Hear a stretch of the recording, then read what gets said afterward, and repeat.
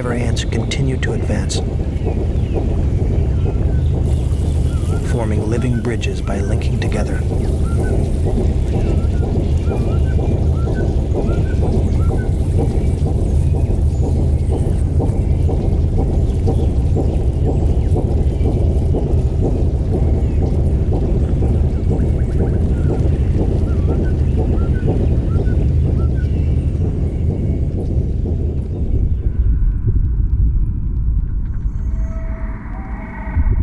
Water level has dropped. Saved, the queen continues to lay eggs.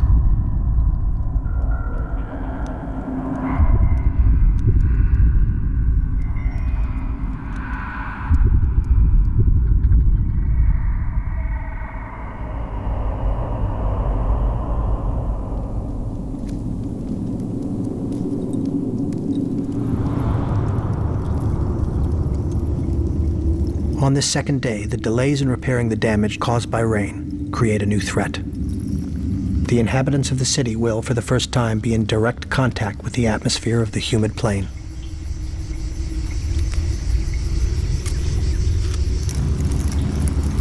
Again, the destruction must be repaired. The task is so important, even the soldiers cannot focus on chasing intruders from the city.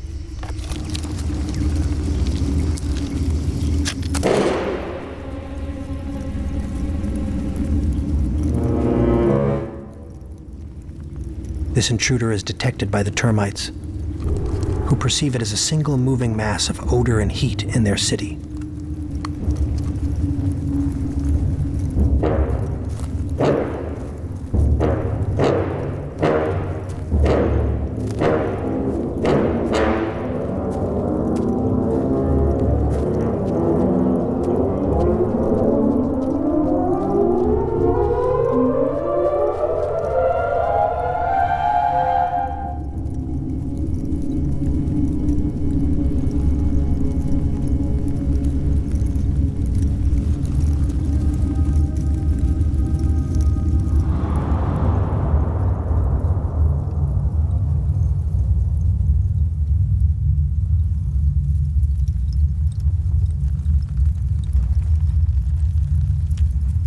Care must be given to the nymphs, the mushroom, the vital reserve for the city, and of course, the almighty queen. The machine will start again. All help in the task with boundless devotion, pushed on by the magic of chemical links.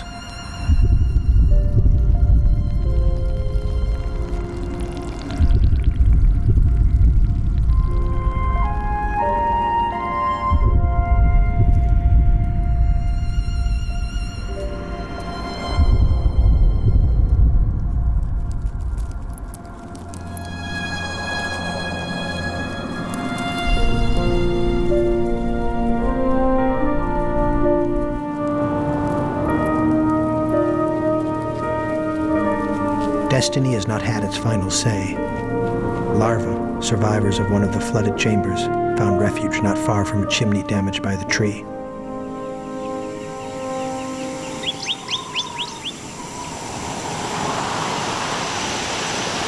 While the future kings and queens prepare for flight, the wind begins to howl, swaying the damaged fortress.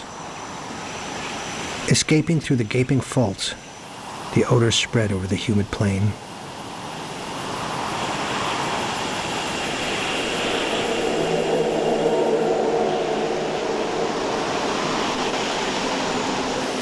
And these fragrances reach all the way to the Black Queen's column.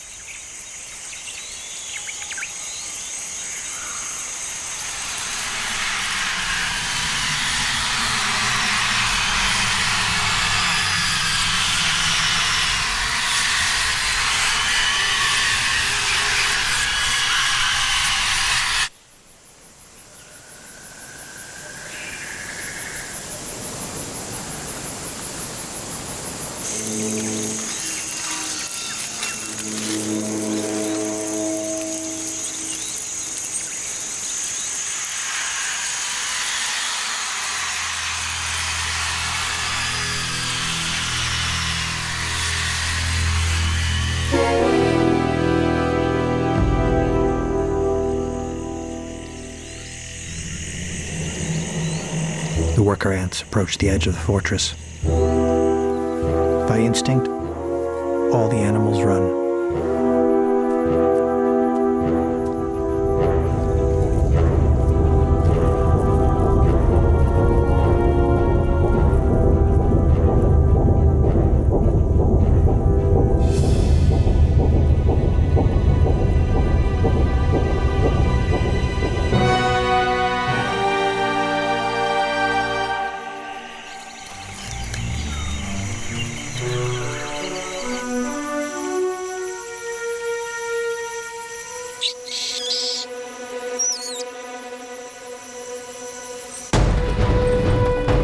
Black Queen's column invades the ruined tower occupied by the Ponera ants.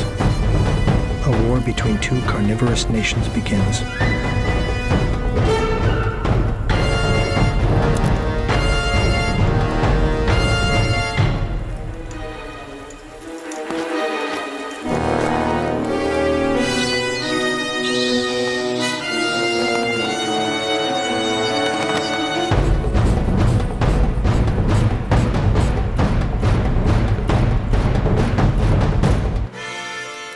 Faced with the superior numbers of the fierce driver ant warriors, the Ponera ants flee. For now.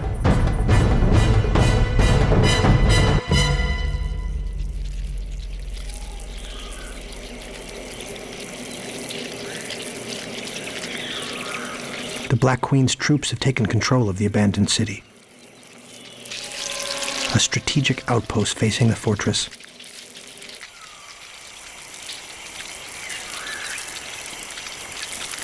They smell a fabulous bounty. Maybe they can recuperate here before seeking their fortunes elsewhere.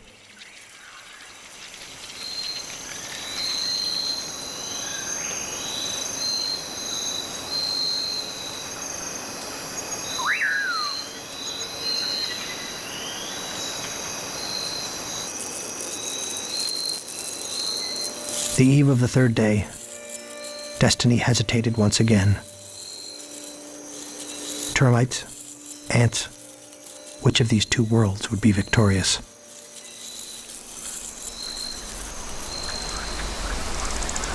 In the early morning, everything is still calm. Time stops.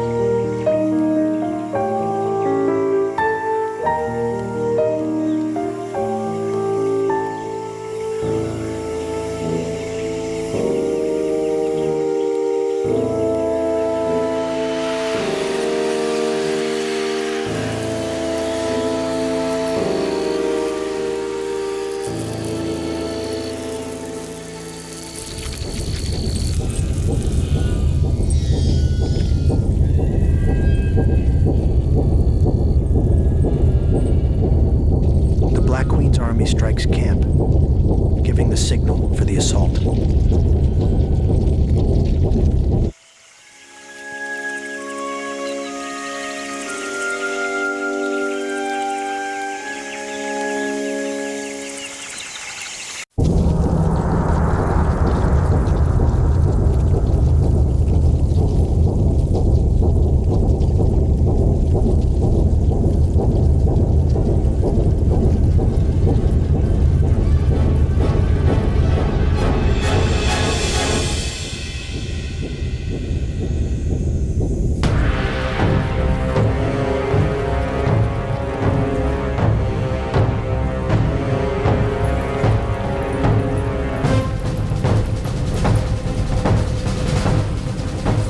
first wave of driver ants arrive at the fortress gates.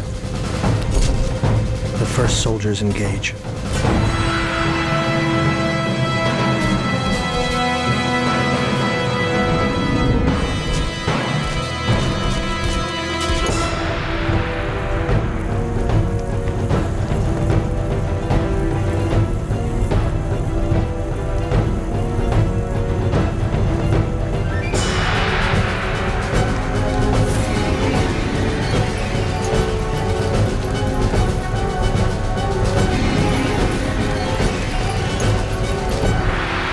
Dropping from the toppled tree, the assailants land right on target. The Black Queen positions herself in the rear guard, up in the tree.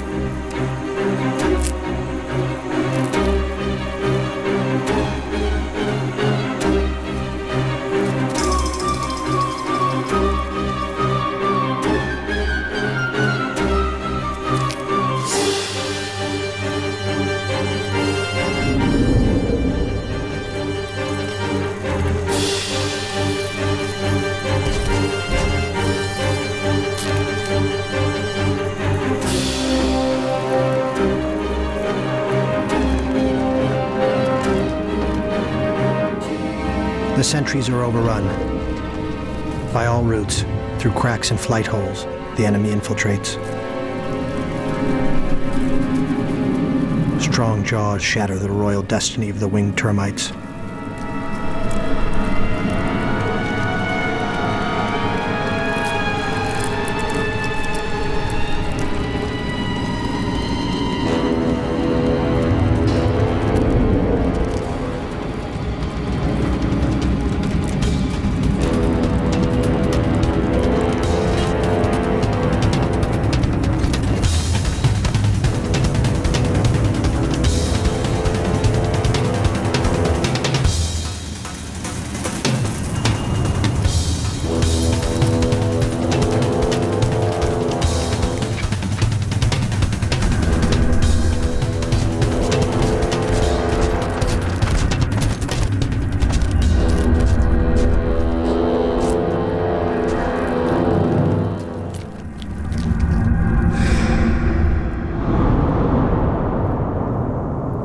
In the depths of the city, no alarms have sounded.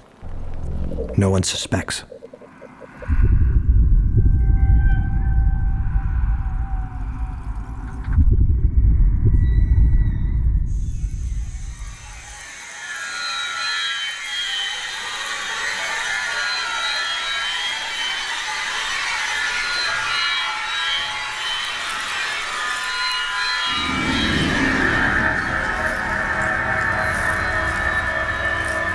The columns have formed clusters and infiltrate from chimney to chimney, from gallery to gallery. Thanks to scent, these aerial columns are chemically linked to the Black Queen, positioned on the tree.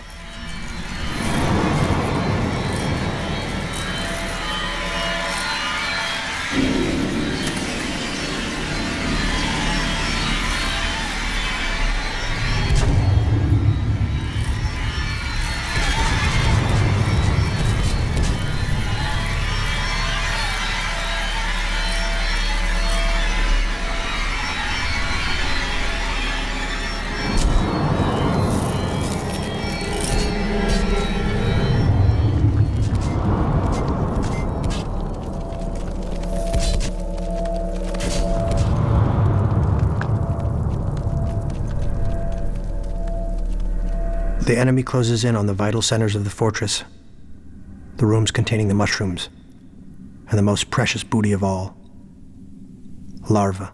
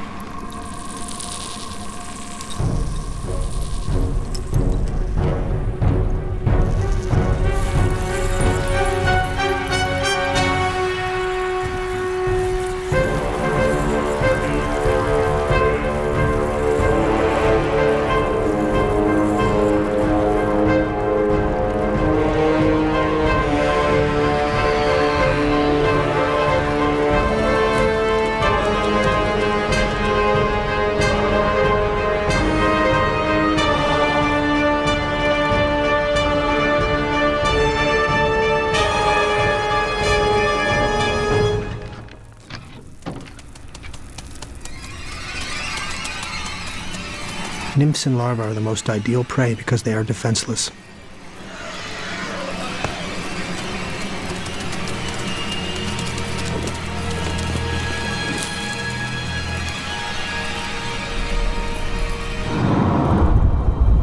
In the royal chamber, the approaching danger causes widespread panic.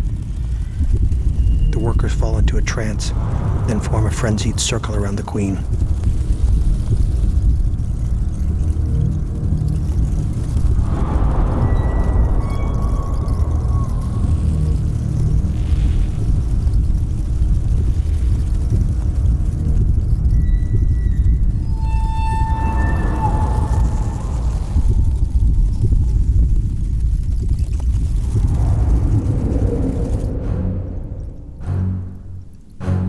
Isolated in the galleries, the last Termite soldiers are powerless to help.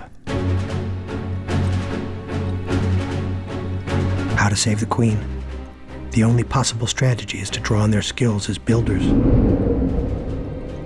To block as quickly as possible the galleries that allow access to the royal chamber, and isolate the queen in her dungeon, the last bastion of resistance.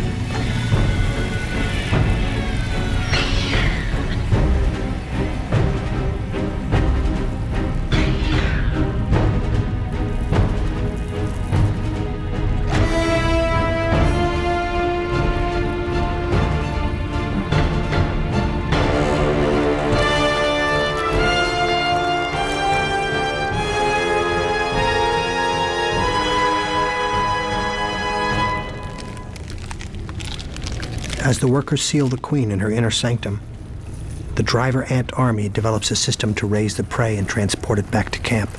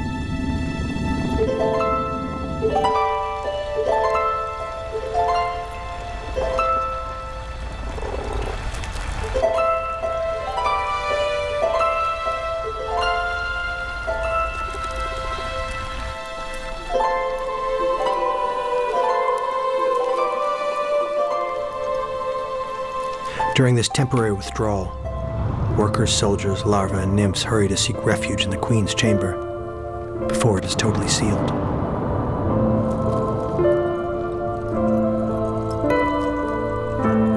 They are the city's last hope for survival.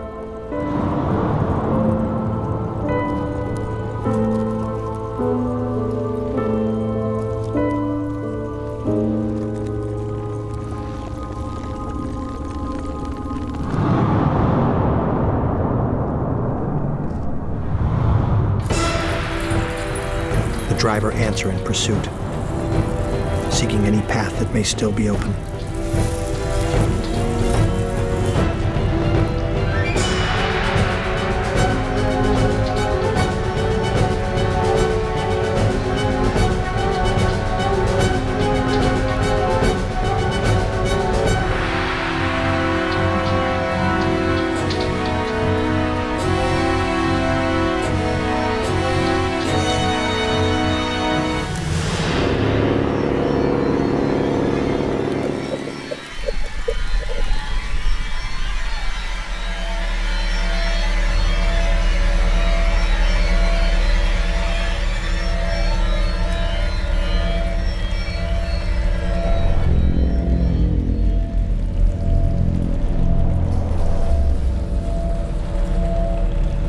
The last entrance is discovered.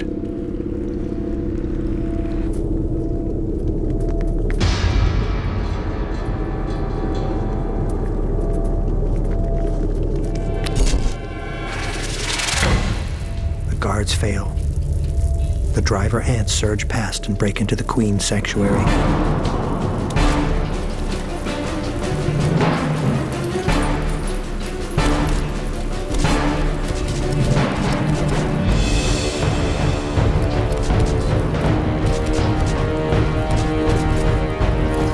The scent of combat fills the enclosed space, causing collective panic and battle frenzy.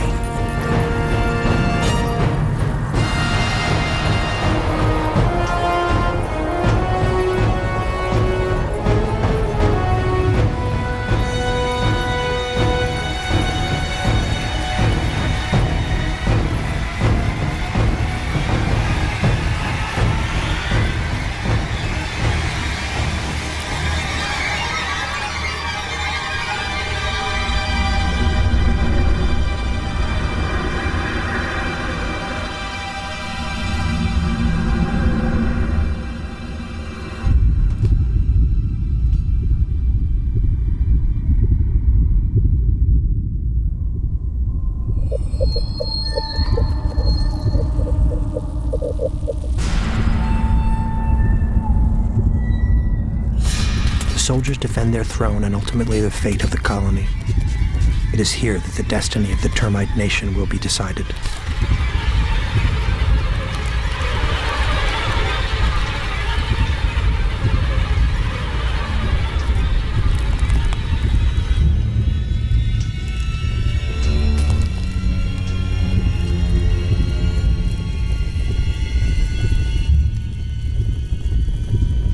The larvae try to protect themselves by hugging their queen, and risk drawing the wrath of the driver ants down upon her.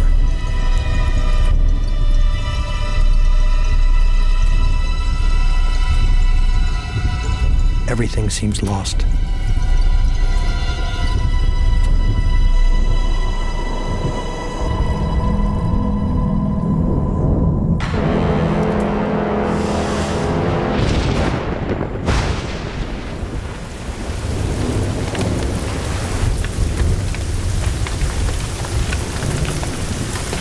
The torrential downpour erases the reference points.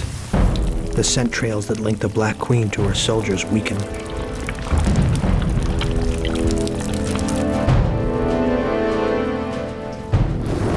Water destroys the organic ties between the clusters and the columns.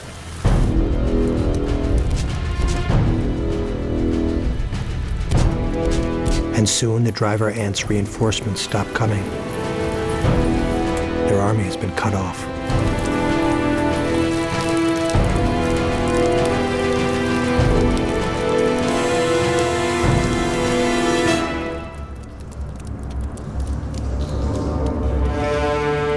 More and more isolated, the assailants lose control of the situation.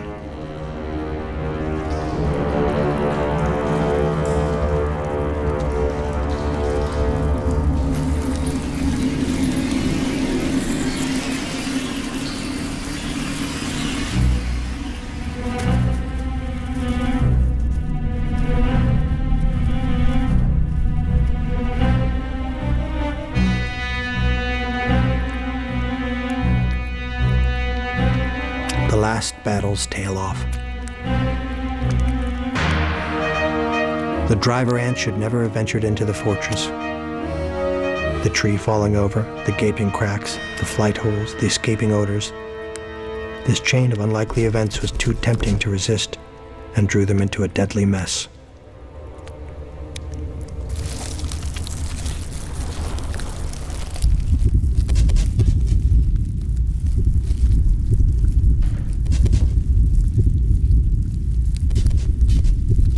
Left on their own, the last remaining driver ants throw themselves into desperate combat.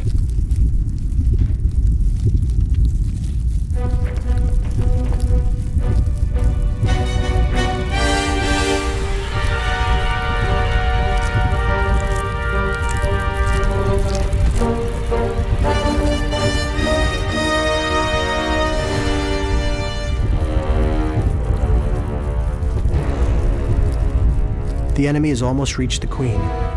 If she's bitten by even one ant, she will instantly lose her lifeblood, the lymph that irrigates her reproductive abdomen. If she is pierced, she will bleed to death.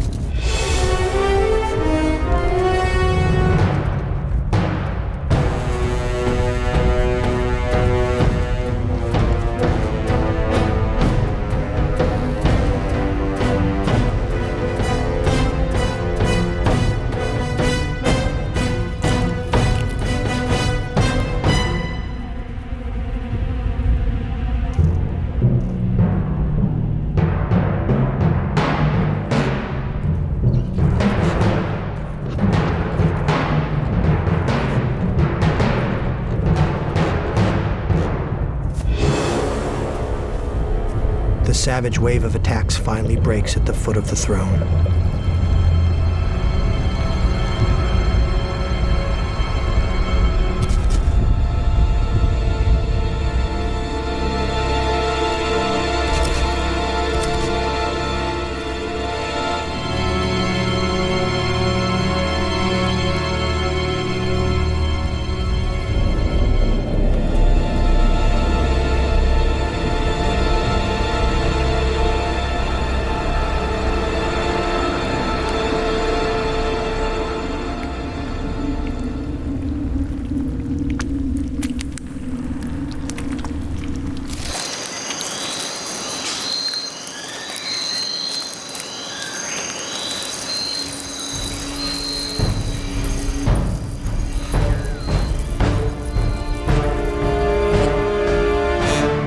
Seeing no more of her soldiers returning from battle, the Black Queen takes flight. The Termite soldiers, near exhaustion, take a moment to regroup.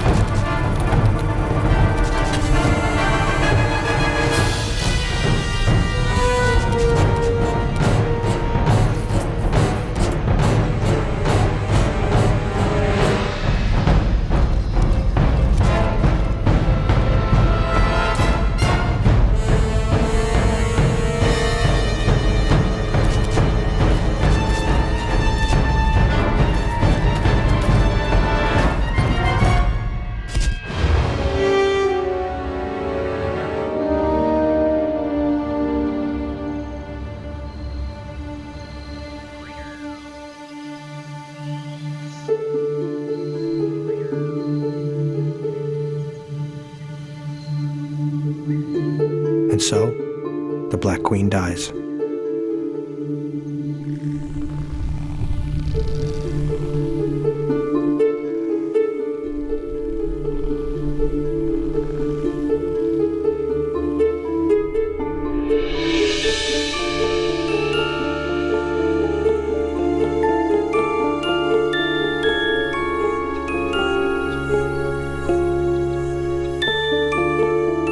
peace now returns to the human plane, and each creature finds its place once more.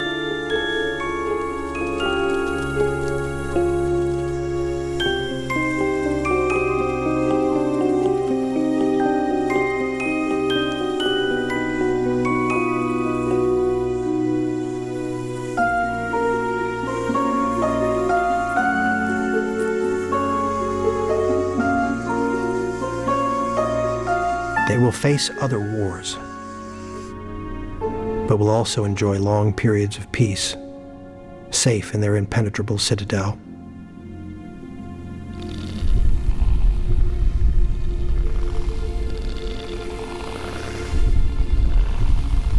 From the flight of the winged termites will be born new empires that will reign over the earth for millions and millions of years, generation after generation, long after man is extinct.